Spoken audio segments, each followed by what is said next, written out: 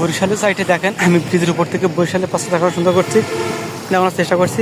ঠিক ওই পাশে যতটা সুন্দর এই পাশে কিন্তু ততটা সুন্দর, নকশা কিন্তু সেম পেটাই।